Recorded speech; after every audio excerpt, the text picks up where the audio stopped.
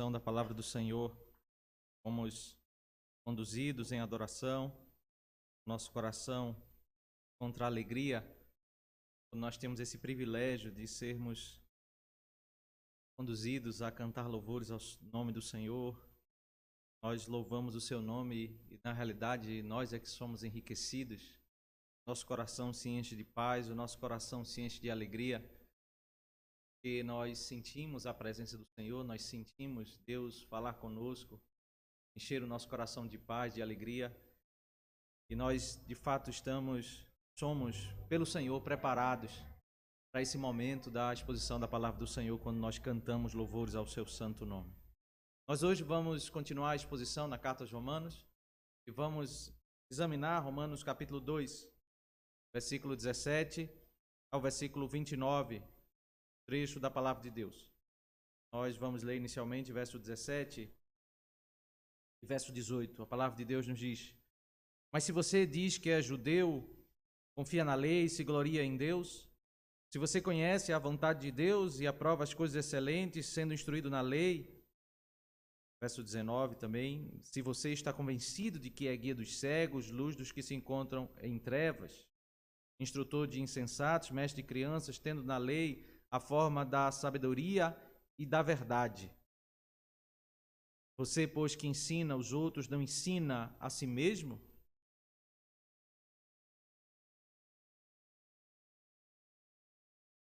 Nós já vimos em Romanos capítulo 1, quando Paulo ele fez, no verso 18 ao verso 32, uma exposição do pecado dos homens, de todos aqueles que não conhecem a Deus, que vivem a vida à parte do Evangelho, aqueles que estão distantes do Senhor, fora da igreja, na vida de imoralidade, de pecado.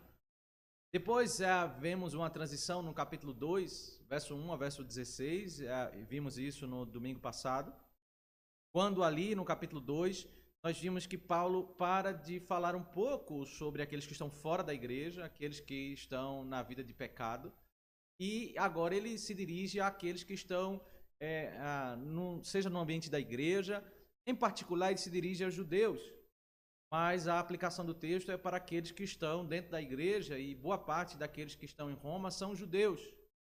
Ele falou sobre o problema do pecado para aqueles que estão fora da igreja no capítulo 1, e o capítulo 2, verso 1 ao 16, é o problema para quem está dentro, quem é judeu ou que está dentro da igreja ou faz parte da igreja visível. Paulo confronta esses ouvintes, esses leitores, com a verdade de que o fato de nós estarmos na igreja não nos dá o direito de nos acharmos superiores àquelas pessoas, até mesmo imorais, que estão fora da igreja. Paulo apresentou a realidade de que no dia final haverá o dia do julgamento, onde Deus fará o julgamento pelas obras. Aqueles que não conhecem a lei serão condenados e aqueles que conhecem a lei serão julgados pela lei. Paulo apresentou tudo isso para, de fato, conduzir os seus leitores a entenderem que todo o espírito moralista, crítico, quando uma pessoa começa a viver se considerando bom ou melhor do que os outros e criticando e mais criticando as pessoas, isso não deve ser um comportamento do povo de Deus. Nós entendemos que nós somos pecadores e nós não podemos olhar até mesmo para as pessoas mais imorais que praticam a lista de pecados do capítulo 1, nós não podemos achar que nós somos superiores a eles, porque de fato nós não somos. Mas agora Paulo continua, ainda que é uma continuação do verso 17 até o verso 29, ele ainda se dirigindo àqueles que fazem parte da igreja, aos judeus de Roma. Ele segue essa estrutura em que ele vai ensinando, usando da retórica, desse método que era comum naqueles dias, e ele vai criando como se estivesse estabelecendo um diálogo com uma pessoa que está confrontando ele. Ele está confrontando essa pessoa que está julgando os gentios. Ele começou isso no capítulo 2, verso 1 ao 16. Mas como parte dessa retórica, dessa forma de ensinar, ele agora apresenta como se depois de ensinar o verso 1 ao 16, esse que está debatendo com ele se levantasse e se dirigisse a Paulo com argumentos contra aquilo que Paulo ensinou. Então, do verso 17 ao verso 20, nós temos a provável reação de um judeu ao ouvir Paulo dizer que ele é tão pecador quanto um gentio, como ele iria defender, como ele iria tentar refutar aquilo que Paulo ensinou do verso 1 ao verso 16. O judeu moralista, ele iria usar esses recursos, e é interessante que o que nós vemos do verso 17 ao verso 20 são 12 características, 12 atos que eles iriam dizer a Paulo por que eles são diferentes dos gentios e por que eles deveriam ser tratados de modo diferente. 12 atos para dizer que eles são parte das 12 tribos de Israel. 12 na Escritura sempre faz referência à totalidade do povo de Deus. Por isso são 12 tribos, são 12 apóstolos. O número de 12 vai ser retomado e sempre citado no livro do Apocalipse como uma referência ao número do povo de Deus, o número da igreja, sempre múltiplos de 12, em referência às 12 tribos de Israel. E Paulo agora ele usa desse recurso e ele apresenta 12 características que certamente o judeu reagiria para Paulo, dizendo por que ele é diferente dos gentios. O verso 17 nós temos 3 características dessas, que era como o judeu se definia. Mas você se diz que é judeu, confia na lei e se gloria em Deus.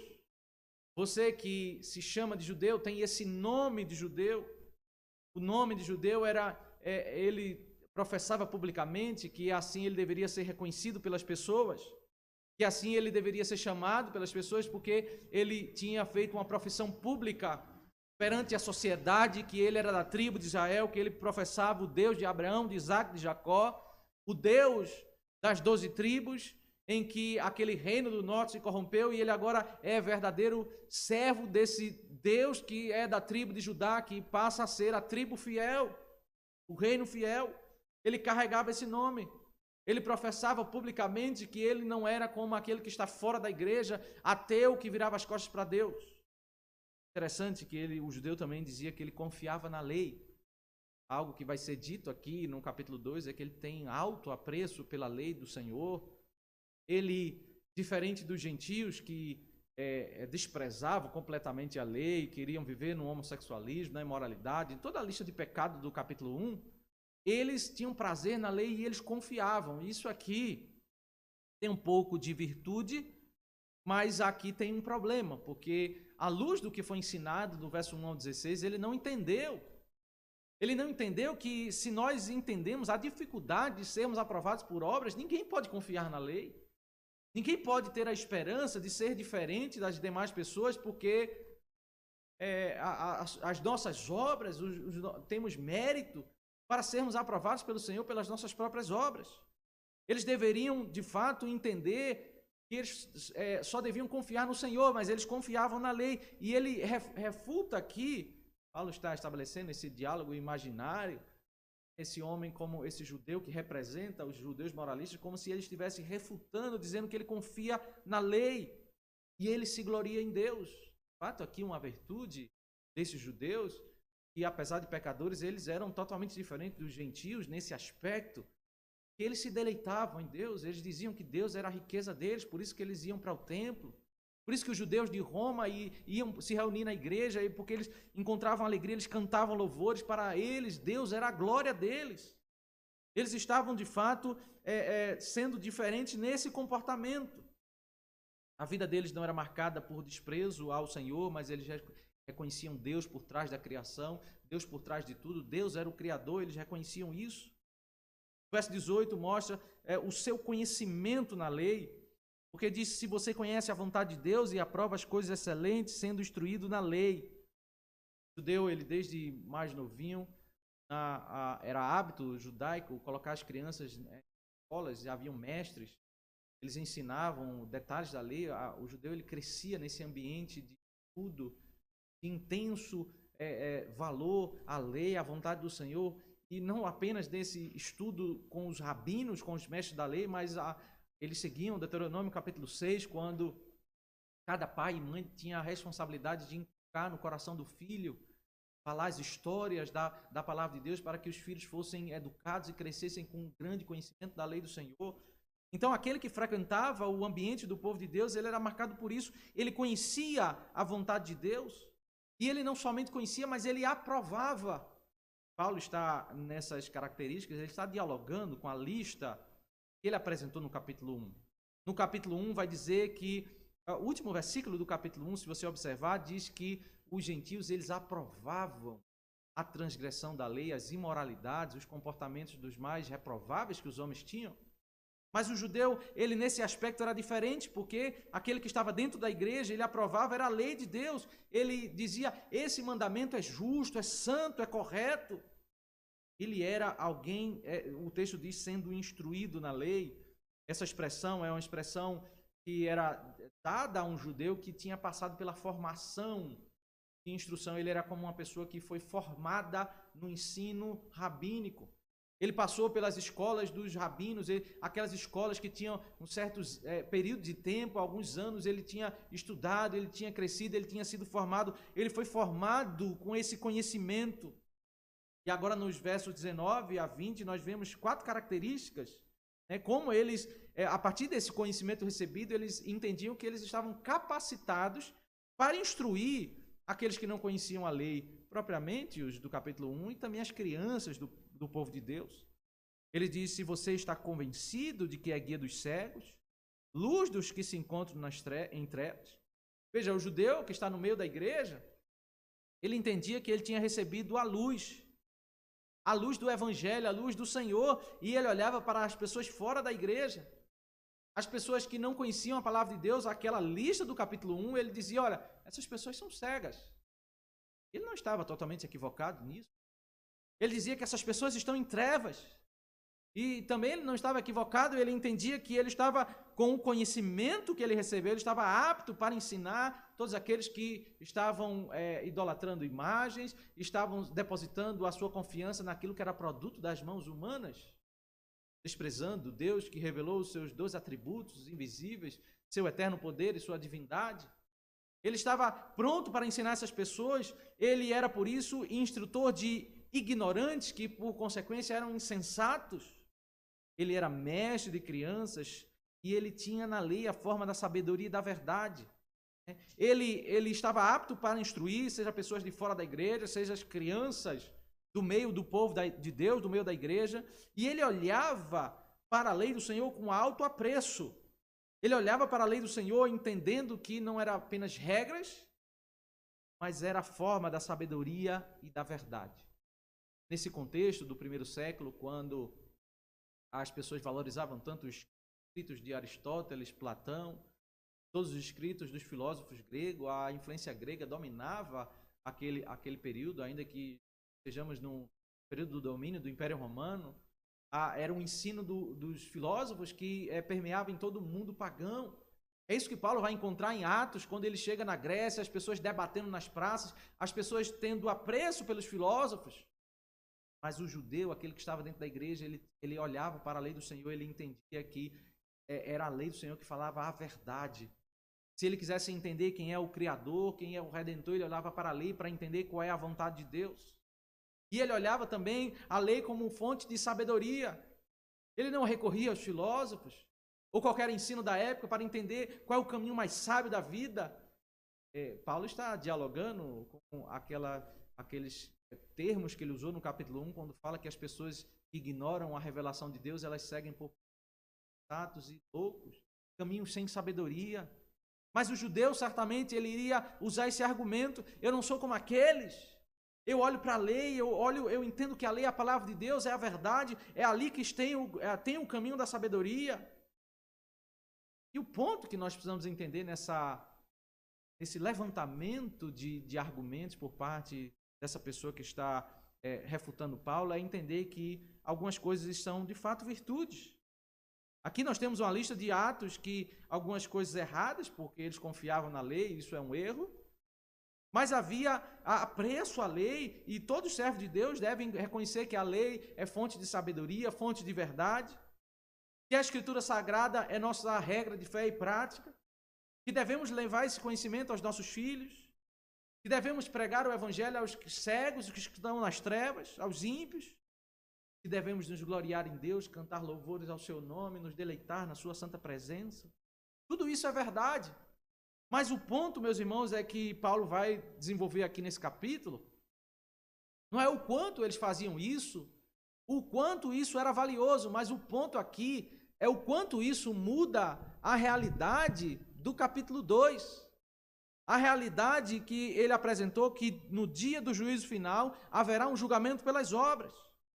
Essas virtudes e esse deleite que nós temos de conhecer a lei, de ensinar os nossos filhos, de cantar louvores ao seu santo nome, isso não anula o fato de que nós somos pecadores. Então, muito do que eles estão falando aqui é verdade, mas não resolve o problema do capítulo 2, do verso 1 ao 16. Essas virtudes que nós possamos ter não nos faz sermos perfeitos, não nos faz sermos aprovados pelas obras. São admiráveis as práticas corretas que nós temos. Nós vivenciamos no meio da comunidade da fé, mas ninguém que está no meio da igreja pode dizer que vai ser aprovado pelas obras e por isso ser superior àquele que está fora da igreja. Não é esse tipo de caminho que nós devemos adotar ou entender, e é exatamente isso que Paulo vai confrontar. Ele não vai anular o fato de que isso são virtudes, mas agora do verso 21 ao verso 24 ele vai confrontar o primeiro aspecto. Eles têm apreço pela lei, mas Paulo vai confrontar e dizer que isso não é suficiente para a salvação pelas obras. Perceba, verso 21, o texto diz: você, pois, que ensina os outros, não ensina a si mesmo? Nesse debate imaginário, aquele debatedor falou e ele terminou sua lista de 12 argumentos. Agora chegou a hora de Paulo falar. E Paulo olha para ele e diz: olha, tudo bem, você tem conhecimento da lei. Você conhece a lei, foi educado na infância, cresceu no conhecimento da lei, foi formado nas escolas rabínicas, está dentro da igreja, ouvindo a pregação da palavra. Mas a pergunta é: você ensina o seu próprio coração? Você ensina a sua própria vida? Esse conhecimento que é assimilado por aqueles que são ouvintes, que presenciam e vivenciam a comunidade da fé, ele está sendo trazido para o nosso próprio coração? Paulo questiona: será que você está ensinando a você mesmo? Será que você está confrontando o seu próprio coração com esse ensino que está sendo aprendido? E aí Paulo vai mostrar que, de fato, eles não são perfeitos, e ele vai listar aqui 3 atos, que são atos que geralmente o judeu ele peca no primeiro século. No primeiro século, o judeu era conhecido por pecar nessas 3 áreas. Aqui, o versículo 22 diz, o verso 21 ainda: você que prega que não se deve roubar, rouba. Você diz que não se deve cometer adultério, adultera. Você que detesta os ídolos, rouba os templos. Fala sobre 3 pecados: roubo, adultério e algo associado com idolatria, né? Roubo e idolatria, mas o foco aqui é idolatria. O judeu do primeiro século ele era muito conhecido. Deus trabalhava muito como um comerciante. E todos existem escritos que falam sobre isso, existem livros que comentam sobre isso do primeiro século, em que os gregos, as pessoas de outros países, quando eles iam fazer negócio com os judeus, eles diziam que o judeu era sempre fraudulento, o judeu ele sempre tentava tirar vantagem daqueles negócios. Eles eram conhecidos no primeiro século como trapaceiros. Eles frequentavam o povo de Deus, a assembleia, eles pregavam para os filhos deles que não pode roubar, não pode furtar, mas eles diziam o seguinte: olha, nós não podemos furtar de um judeu, mas nós podemos fazer algumas manipulações, alguns ajustes, quando nós estamos lidando com pessoas que são gentios, pessoas que não são da comunidade. De modo que eles pregavam e conheciam os detalhes dos 10 mandamentos, que falava que você não pode fazer mal à pessoa, tirar prejuízo na área financeira da pessoa, mas eles eram conhecidos mundialmente como pessoas trapaceiras de negócios.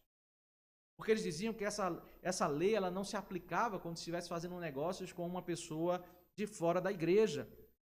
Eles diziam também que não se deve cometer adultério, mas eles adulteravam. É interessante que os relatos mostram como era comum a prática de rabinos, até os mestres da lei, eles diziam que o homem poderia deixar a mulher por qualquer motivo. Poderia abandonar ela e poderia casar com outra. E Jesus chamou isso de adultério.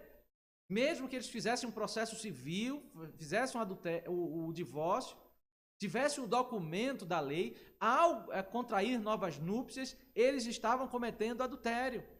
Eles estavam traindo. Havia também um ensino que Jesus vai refutar lá em Mateus capítulo 5, quando eles entendiam que era possível, era permitido olhar por uma pessoa com intenções impuras. E Cristo vai dizer que isso é um adultério no coração. Eles pregavam os 10 mandamentos, falavam sobre adultério, mas havia um costume, havia de fato várias práticas, várias ocorrências no meio dos judeus sobre adultério. De fato, eles não eram perfeitos. Em terceiro lugar, ele diz, você diz que você que detesta os ídolos, rouba os templos. Naquele contexto do Império Romano, o Império Romano adotou no seu sistema religioso muito do Império Grego, né? Muito do mundo grego, das religiões, das idolatrias. E havia os templos, e nesses templos haviam imagens que eram de ouro, de prata, de pedras preciosas, imagens caríssimas. E muitas vezes os judeus estavam associados com roubo, eles pegavam lá aquelas imagens e levavam para casa, levavam para tentar vender e tentar lucro. O fato é que eles condenavam tanto a idolatria, mas dentro da casa deles tinha alguma imagem lá de ouro, seja porque eles achavam que ia trazer sorte, seja porque eles estavam de fato com interesse no dinheiro. Perceba que Paulo está de fato confrontando, ele faz isso de modo invertido, mas as 3 áreas que ele mencionou no capítulo 1.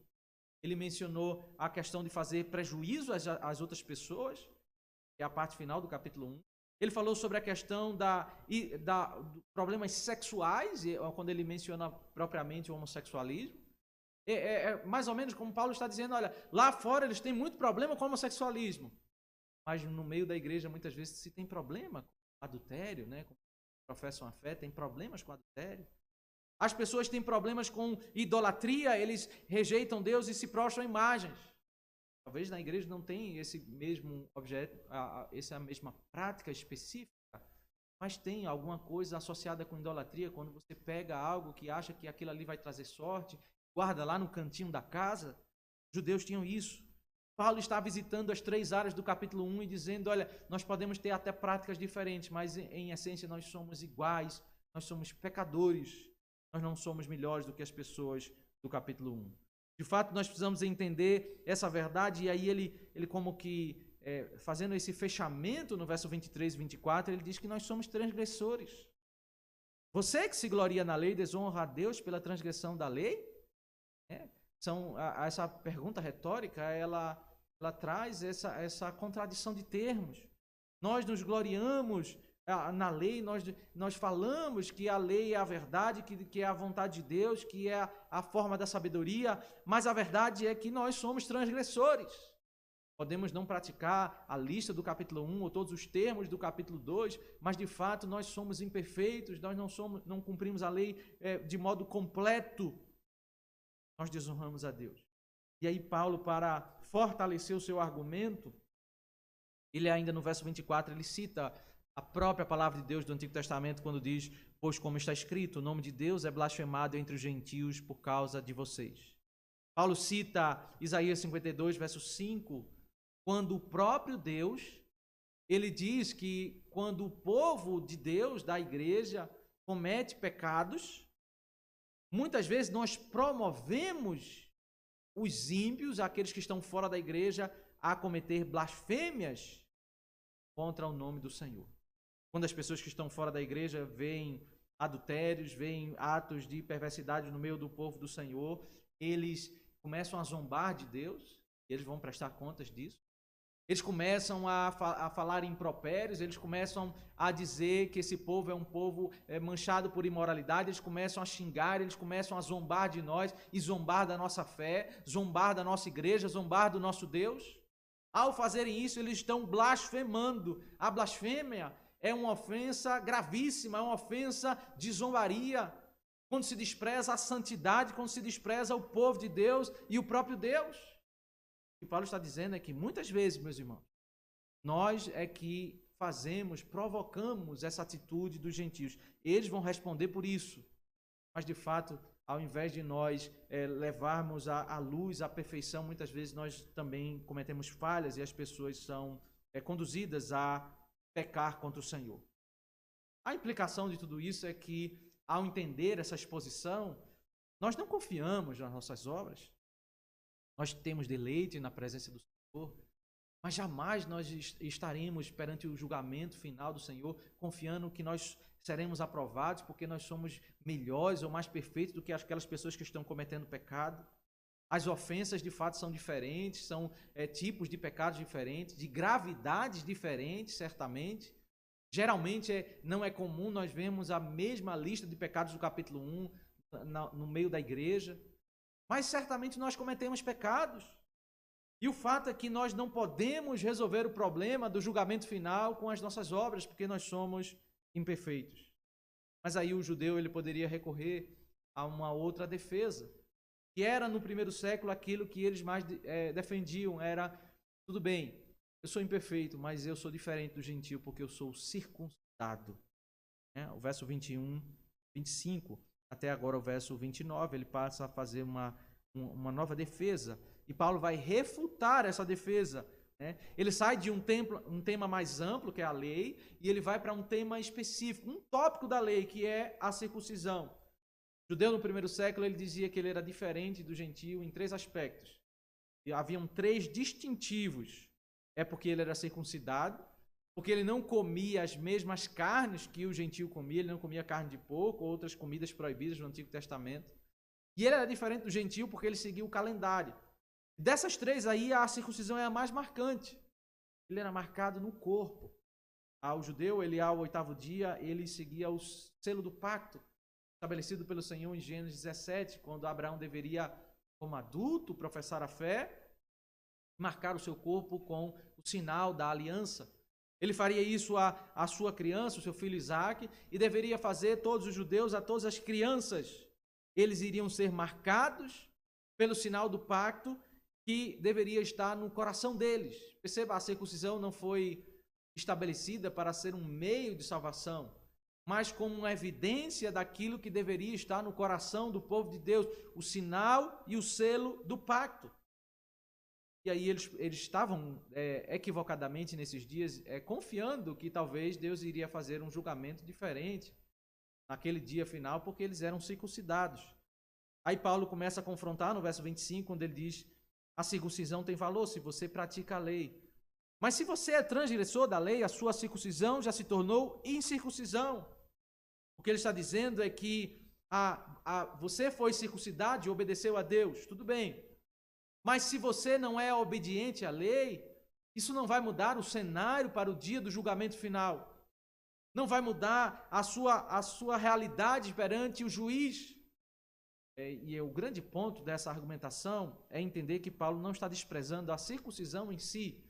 Ele está desprezando a circuncisão como meio de salvação. A pessoa ser circuncidada e não ser perfeito, ele é como se fosse um incircunciso. Ele é igual a um gentio, ele não pode ser aprovado pelas suas obras. Mais à frente, no capítulo 3, verso 1 ao 8, ele vai explicar qual é o valor da circuncisão. Mas o ponto aqui é que não salva. Circuncisão não salva, não podemos sermos aprovados por meio da circuncisão diante do julgamento das obras. E aí ele vai explicar, fazer uma comparação de um judeu, de uma pessoa que está dentro da igreja, com aquele que está fora da igreja. E perceba que o verso 26 e 27 é uma conjectura, tá? Que faz parte dessa argumentação de Paulo. Quando ele diz, portanto, se a incircuncisão observa os preceitos da lei, não será essa a incircuncisão considerada como circuncisão? Se aquele que é incircunciso por natureza cumpre a lei, certamente ele julgará você, que embora tenha a letra da lei, a circuncisão é transgressor da lei. Ele está dizendo, olha, o que é melhor? Melhor para ser aprovado nesse julgamento das obras é você que está dentro da igreja, que foi circuncidado ou foi batizado, e você é um pecador, ou uma pessoa que está fora da igreja, e ele obedece completamente à lei. Nesse julgamento das obras, o que é melhor? Certamente é quem cumpre a lei. É uma conjectura porque no capítulo 1 ele já disse que os gentios não cumprem a lei, e aquelas pessoas que estão fora da igreja, elas são completamente opositoras da lei. Mas o que ele está propondo aqui na mente desse judeu é que não adianta ele se defender, porque a circuncisão não vai resolver o problema. Ele dialoga um pouco com aquilo que ele disse no capítulo 2, nos versos iniciais, quando ele diz que muitas vezes, verso 14, verso 15, os gentios, eles eles mostram a norma da lei gravada no coração deles e, de fato, uma hora ou outra eles têm atitudes de obediência.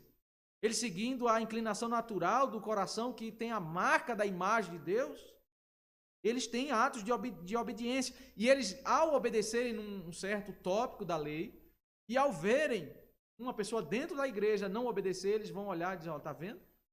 Eu sou melhor do que eles, eu vou julgar ele, eu vou condenar ele. Então, cada vez mais que nós vamos caminhando no texto, Paulo vai colocando judeu e gentio na mesma situação. Todos são pecadores, todos muitas vezes julgam uns aos outros, todos muitas vezes consideram superiores uns aos outros, e na realidade nós não podemos sair desse status de que somos pecadores, transgressores da lei do Senhor. Isso ele diz no verso 26 e 27. Mas aí Paulo agora avança para a sua conclusão sobre essa questão da circuncisão. Qual é o valor da circuncisão? Qual é a diferença que o judeu ele deveria entender? A circuncisão ela não é totalmente sem valor, mas há um aspecto que deveria ser entendido. E aqui no verso 28 e 29, Paulo ele faz algo que ele vai fazer bastante na carta aos Romanos, que é explicar que existem dois tipos de judeus. Existem dois tipos de circuncisão. Existe, de fato, aquele judeu exterior e aquele que é judeu de coração. Aquela circuncisão que é externa e aquela que é do coração, aquela que é interior, aquela que é a verdadeira. Ninguém deveria entender que, por ser descendente de Abraão ou ser um judeu, ele iria ser salvo. Assim como ninguém deve entender que ser de terceira geração de uma família da igreja, ser batizado na igreja garante salvação. Porque o que importa, porque não é judeu quem é apenas exteriormente, nem a circuncisão aqui é somente da carne. Não são os sinais visíveis que revelam o verdadeiro Filho de Deus. O povo de Deus nunca foi marcado por aquilo que é externo, seja por calendário, seja por dieta, seja por circuncisão. Isso eram elementos externos que deveriam expressar aquilo que devia estar no coração do adorador. O coração de Abel, que adorou o Senhor com derramamento de sangue, aquele sacrifício, porque ele tinha fé e confiava no Senhor. A adoração sincera que foi proporcionada por Noé, quando ele desce da arca e oferece a adoração sincera ao Senhor. Mas o verdadeiro judeu, meus irmãos, é aquele que é circuncidado no coração. O verso 29 diz, porém, judeu é aquele que é interiormente, e circuncisão é a do coração, pelo Espírito, não segundo a letra, e cujo louvor não procede de seres humanos, mas de Deus. O verdadeiro judeu é aquele que foi circuncidado no coração. Paulo está usando a terminologia lá do Antigo Testamento, Deuteronômio capítulo 10, verso 16. Deus já estava confrontando os israelitas dizendo, olha, ninguém confie em circuncisão, porque o que importa é ser circuncidado no coração. Deus, muitas vezes, ao repreender Israel, dizia, vocês são incircuncisos de coração. Vocês têm a marca da fé ao viver no ambiente do povo de Deus, vocês têm hábitos do povo de Deus, mas o coração de vocês não está convertido. O coração de vocês não entrou em aliança com Deus, não é circuncidado. E essa circuncisão, meus irmãos, não é por aquilo que nós fazemos. Essa circuncisão é por obra do Espírito. Essa circuncisão pelo Espírito que havia no Antigo Testamento, porque ninguém foi salvo senão pela obra do Espírito no Antigo Testamento. No Novo Testamento também é igualmente, ninguém é salvo senão pela obra do Espírito ao aplicar a obra da redenção em nossos corações. Não conforme a obediência à lei do Senhor, a obediência da letra. Não conforme aquilo que nós podemos produzir, 12 listas de características, porque nós nos reunimos no dia do Senhor, porque nós cantamos louvores, porque nós apreciamos a lei, porque nós ensinamos os nossos filhos. Nada disso é suficiente para nós sermos aprovados pelo Senhor no julgamento das obras. Somente se o Senhor circuncidou os nossos corações. Somente se um dia o Senhor despertou os nossos olhos ao ouvirmos a pregação da palavra, e o Senhor regenerou nosso coração para depositarmos fé na obra de Cristo, naquele que é o Redentor da nossa alma, daquele que de fato é aquele que é o único varão perfeito, que cumpre toda a lei e que será aprovado perante esse tribunal. Por meio dele nós podemos descansar. E de fato nós somos diferentes daqueles que estão fora da igreja, mas não pelos nossos méritos. Diferentes porque redimidos pelos méritos de Cristo, por aquilo que ele fez na cruz do Calvário. Aqui nós, na parte final do verso 29, Paulo faz uma alusão ao nascimento de Judá. Quando diz cujo louvor não procede de seres humanos, mas de Deus. Algumas traduções colocam aquele que é aprovado, né, não pelos homens, mas pelo Senhor, mas de fato a tradução não fala sobre aprovação. E aí perde todo o sentido do texto, porque o texto está falando sobre louvor. Porque quando a mãe de Judá, ao ter o seu filho, em Gênesis capítulo 29, ela pega o menino e louvarei o Senhor. E por isso o nome dele vai ser Judá. Judá significa louvarei, será louvado. Deus será louvado. Aquele que fala que é um adorador de Deus, aquele que tem o nome de Judá, que significa aí isso, eu louvarei o nome do Senhor, não é aquele que faz pelos méritos humanos, não é aquele que faz pela capacidade humana, mas é aquele que procede da força de Deus, da obra de Deus, da obra do Espírito, é aquele que foi eleito, é aquele que foi regenerado, é aquele que foi salvo pelo Senhor e agora ele louva, um louvor que procede do Senhor. Ele é o verdadeiro judeu, é o verdadeiro adorador de Deus, aquele que adora em espírito e em verdade. De fato, é ele que é levantado pelo Senhor para adorar. Paulo ainda não vai explicar detalhadamente quem é o verdadeiro judeu. No verso 28 e 29, ele diz que existe o verdadeiro judeu. Ele vai deixar isso para o final do capítulo 3. Mas nós podemos entender que está amplamente refutada toda a argumentação de alguém dentro da igreja que se acha que pode se salvar pelas obras, seja pela lei, seja pela circuncisão, seja por qualquer ato. É impossível, meus irmãos, nós sermos salvos pelas obras, senão pela obra de Cristo. O que nós podemos, meus irmãos, aprender com esse texto da palavra do Senhor? Em primeiro lugar, nesse diálogo imaginário, nessa forma de Paulo ensinar, como se estivesse havendo um diálogo com alguém que se levanta.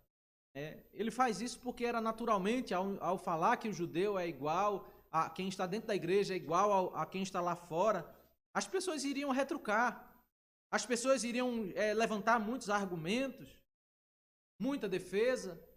E Paulo ele já antecipa isso e levanta os argumentos que seriam levantados por eles para depois ele derrubar esses argumentos. Mas o que nós podemos aprender com isso é que muitas vezes, meus irmãos, essa é a nossa reação quando nós ouvimos sobre os nossos pecados, quando nós ouvimos a pregação da palavra que confronta os nossos erros. Muitas vezes nós, ao não reagir corretamente, nos arrependendo, confessando o nosso pecado, muitas vezes nós passamos a narrar uma lista de virtudes. Nós passamos a narrar que nós fazemos parte de tal ministério na igreja, que nós temos 30 anos e 40 anos de serviço na igreja, nós somos filhos de terceira e quarta geração, nós contribuímos financeiramente, nós fazemos isso, fazemos aquilo, e nós passamos a falar das nossas virtudes perante a confrontação com os nossos erros. E como nós devemos reagir diante dessas confrontações é, de fato, nos arrependendo dos nossos pecados. Quando o judeu ouviu a exposição de Romanos 2, do verso 1 ao 16, eles tinham que dizer: eu sou o pecador, eu preciso de Cristo, de fato eu não sou melhor do que ninguém. Mas ao invés de dizer isso, eles iriam dizer: mas eu sou diferente porque eu tenho uma lista de virtudes. Muitas vezes, meus irmãos, quando nós não reconhecemos nossos pecados, de fato isso é apenas uma fuga do coração humano que revela orgulho, revela soberba, revela a dificuldade que nós temos de reconhecer que nós somos falhos. Todos nós, meus irmãos, somos falhos. Todos nós devemos reconhecer isso para nós mesmos. No mais profundo do nosso coração, secreto do nosso quarto, dizer: Senhor, me perdoa porque eu sou falho, eu sou pecador. Nós precisamos reconhecer isso perante o Senhor. A oração de confissão tem esse propósito quando Deus já sabe que nós somos falhos. Mas o que nós vamos fazer na oração de confissão é testificar isso, nós solenemente dizer: Senhor, eu sou pecador, me perdoa dos meus pecados. Nós devemos dizer isso uns para os outros quando nós ofendemos as pessoas. Nós devemos reconhecer que nós somos falhos porque nós não somos aprovados pelas obras. Essa não é a nossa esperança. Essa não é a nossa confiança.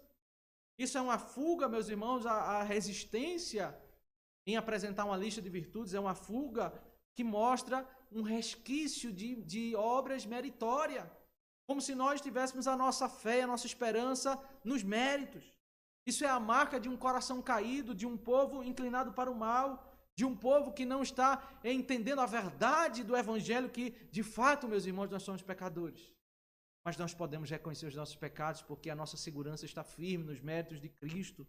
Podemos reconhecer isso em orações, no relacionamento uns com os outros.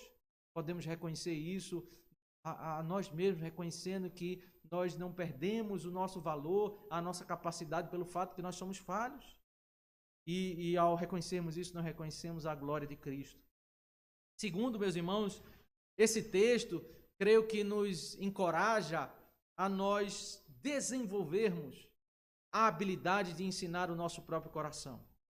Primeiro, nós precisamos absorver as virtudes do meio judaico, desses judeus. Eles tinham valor pela lei, e eles tinham valor por ensinar os filhos e aprender da lei. E isso é algo que nós devemos absorver, nós devemos aprender com eles. Devemos ter esse prazer de ler a palavra do Senhor e aprender do Senhor. E certamente quando as pessoas não têm prazer em ouvir a palavra de Deus, elas terminam com práticas e conceitos que são desvios doutrinários, é inevitável, quando nós seguimos os nossos próprios corações. Mas nós precisamos ter um passo mais além do que apenas conhecer a palavra do Senhor. Nós precisamos levar esse conhecimento que está na nossa mente e fazer ele descer ao nosso coração. Nós precisamos educar o nosso coração. Nós precisamos fazer essa riqueza penetrar e isso ser transformado em hábitos. Nós sermos pessoas melhores, pessoas que são bênção na vida uns dos outros. Nós precisamos ser educados na mente, ser educados no coração, quando essas verdades são penetradas no mais profundo do nosso interior. Preciso estudar a palavra de Deus em primeiro lugar para corrigir. Existe um cântico que diz: a começar em mim. Esse cântico retrata exatamente isso. A começar em mim, eu preciso ler a palavra de Deus para olhar os meus erros. Ao invés de ter o espírito crítico, de passar a olhar os erros dos outros, a olhar onde eu preciso mudar, onde eu preciso ser enriquecido com a leitura da palavra de Deus, com o ensino da glória de Deus, da sua grandeza. Os ateus, gentios, eles blasfemam, eles se rebelam contra o Senhor, mas nós precisamos tomar cuidado de não sermos os instrumentos dessas blasfêmias, desses atos de rebelião contra o Senhor. Nós precisamos mudar o nosso coração para nós não darmos mau testemunho, para as pessoas não verem corações endurecidos, corações impenitentes no meio do povo de Deus. É preciso, meus irmãos, nos preocuparmos em mudar o nosso coração para sermos, de fato, luz no meio das trevas. Não apenas ensinarmos conceitos, mas, de fato, termos um coração transformado. Somos falhos, mas, pela graça de Deus, nós seremos transformados de glória em glória, porque assim o Senhor. Mas qual é a marca, meus irmãos, da verdadeira igreja do Senhor? É muito mais daquilo que é externo, é muito mais do que ser batizado, fazer parte de qualquer ministério ou ter tantos membros de igreja. A marca da verdadeira igreja é aquela que é marcada no coração, marcada pelo Espírito. Aquela igreja que foi regenerada pelo Senhor, que pode adorar em espírito e em verdade, que é de fato o verdadeiro israelita, aquele que louva de coração, aquele que louva por prazer, aquele que é filho de Deus, não porque é membro da igreja, mas filho de Deus porque ele foi circuncidado no coração. Não há nenhuma lista, meus irmãos, que possamos praticar, que possam nos fazer membros da verdadeira igreja. Há somente quando nós nos arrependemos dos nossos pecados, ao ouvirmos a pregação da palavra e cremos naquele que é o nosso Redentor, nosso Salvador, e pela fé, somente pela fé nós alcançamos esse privilégio de fazermos parte dessa filiação de filhos de Deus. Que o Evangelho penetre no seu coração, que você, ao ouvir esse Evangelho e ainda não ter confessado Cristo, você pense sobre isso, arrependa dos seus pecados, creia em Cristo, que Ele é o Salvador da sua alma, para que você possa cantar louvor e alegria ao nosso Deus, grande Senhor, Deus de todos.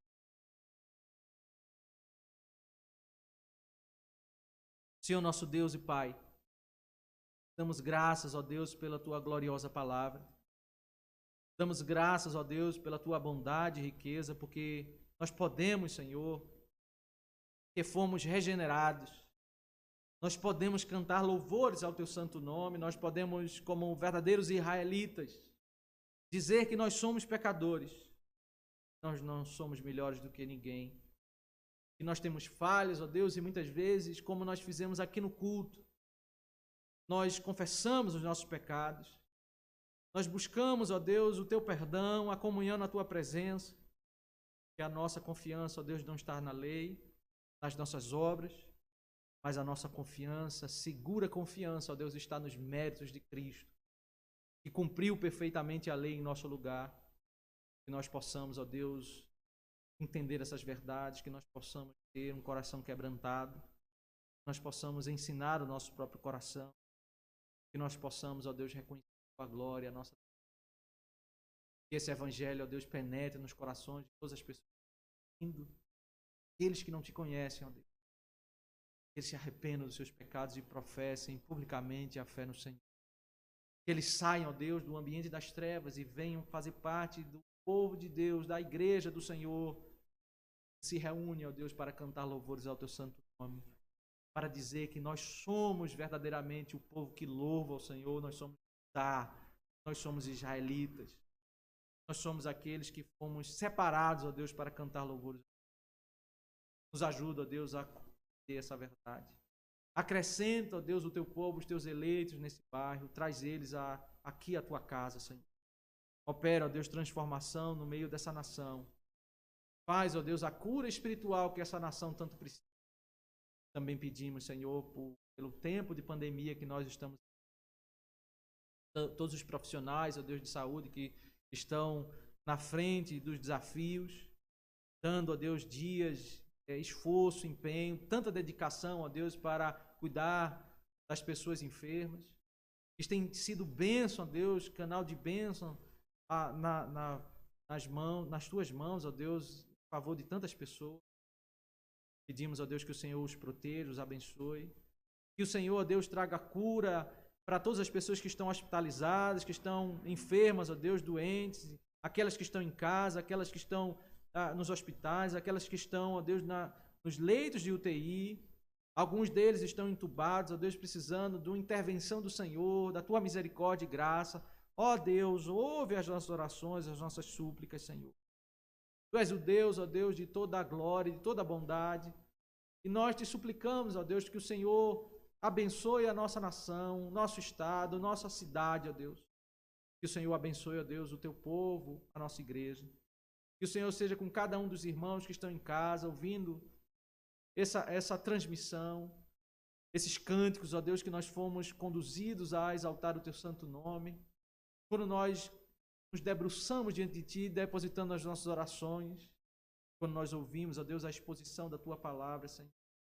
Leva, ó Deus, o Teu povo a conhecer mais da Tua glória, da Tua grandeza, Senhor. Abençoa-nos, ó Deus, a caminharmos em comunhão, em santidade, a caminharmos, ó Deus, na Tua força, reconhecendo a nossa fraqueza, reconhecendo, ó Deus, como precisamos mais de quebrantamento. Dá-nos, ó Deus, um vigor espiritual como o Teu povo, como Tua igreja, para sermos abençoados e caminharmos na força do Senhor. Nos dá, ó Deus, uma semana abençoada, na Tua provisão, na Tua dependência, Senhor.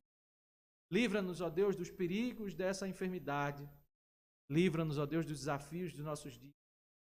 E concede-nos, ó Deus, quando for o Teu decreto, ó Deus, o Teu tempo, Senhor, que nós possamos graciosamente, ó Deus, retomar as reuniões presenciais. E podermos juntos, ó Deus, cantar louvores ao Teu santo. Nos abençoa, ó Deus, porque nós precisamos da Tua bênção. Nós suplicamos que o Senhor derrame sobre nós a Tua bênção. Que a graça do Senhor Jesus Cristo, o amor de Deus eterno Pai, e a comunhão, a consolação do Santo sejam sobre nós, sobre todo o povo de Deus, desde agora para todos sempre. Amém. Deus os abençoe, irmãos. Dê uma semana abençoada na presença do Senhor.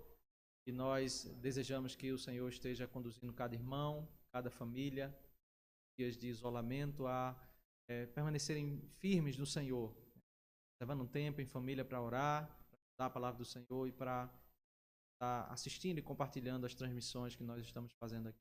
Deus os abençoe. Sejam com cada um de Deus guarde todos esses dias.